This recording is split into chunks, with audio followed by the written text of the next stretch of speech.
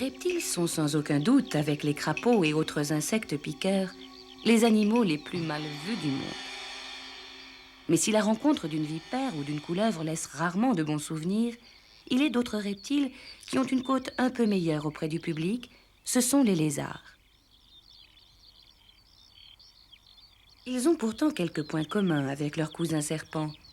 Le corps allongé et fin, tout d'abord, et puis les écailles qui couvrent leur peau.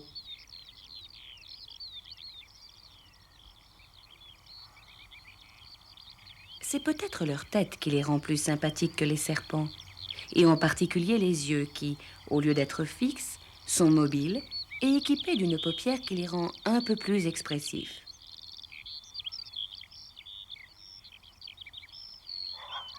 Enfin, dernier équipement supplémentaire, les pattes sont terminées par des doigts et des griffes très fines, qui autorisent les lézards à quelques acrobaties verticales.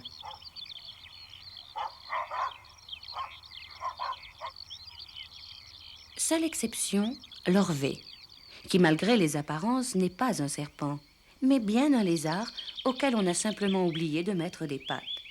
C'est une très mauvaise affaire pour lui, car il est souvent confondu avec la première couleuvre venue et reçoit dans la foulée autant de coups de pioche ou de bâton sur la tête. Heureusement, les lézards sont des professionnels du camouflage. Ainsi, en fonction de l'endroit où ils habitent, la coloration et les dessins de leurs robes les aident à passer inaperçus en bien des circonstances. Le lézard vert est sans doute le champion de cette spécialité. On pourrait croire qu'il choisit volontairement l'emplacement de ses siestes ou de ses parcours pour se fondre et disparaître totalement dans la végétation.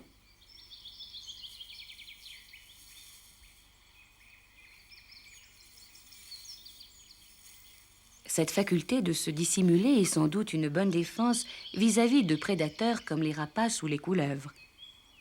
Elle permet également aux lézards de surprendre leur proie, car ce sont des carnivores qui se nourrissent de toutes sortes de petits animaux, comme les insectes. D'ailleurs, pour savoir comment se passe une chasse de lézards, nous vous proposons une partie de pêche peu ordinaire. Pas d'hameçon, bien sûr, mais une bonne grosse mouche collée à un fil de pêche fera l'affaire.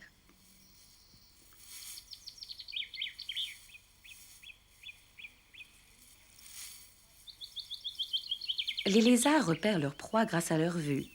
Et dans des circonstances un peu plus naturelles, le principe est exactement le même. Sauf peut-être que la victime ne se laisse pas forcément attraper.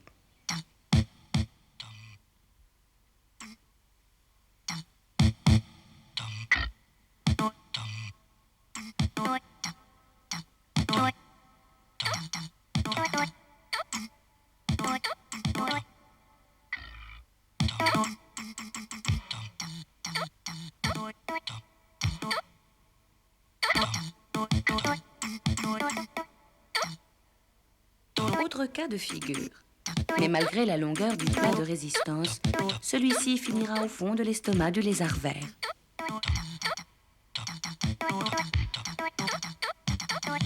À l'exception de ces moments d'activité, et pour reprendre la bonne tradition des serpents, les lézards passent de longs moments à faire la sieste, plus ou moins exposés au soleil, confiants en leur tenue de camouflage.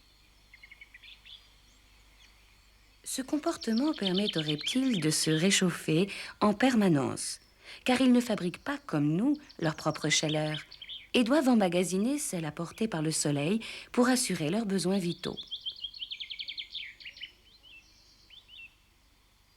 Dernier détail pour terminer. Les lézards détiennent un curieux pouvoir qu'ils utilisent lorsqu'ils se sentent en danger, ce qui doit être le cas en ce moment.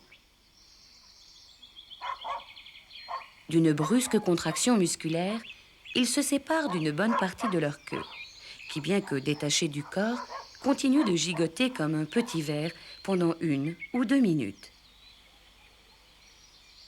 Très utile supercherie vis-à-vis d'un éventuel prédateur, qui attrapera peut-être la queue, mais pas le reste. La plaie occasionnée par l'opération se cicatrise très vite et est peu à peu remplacée par un petit moignon. Celui-ci grandit, au fil des semaines, pour remplacer, plus ou moins bien d'ailleurs, la queue d'origine. Cela ne trouble en rien la sérénité de notre ami qui continue le cours paisible de son existence.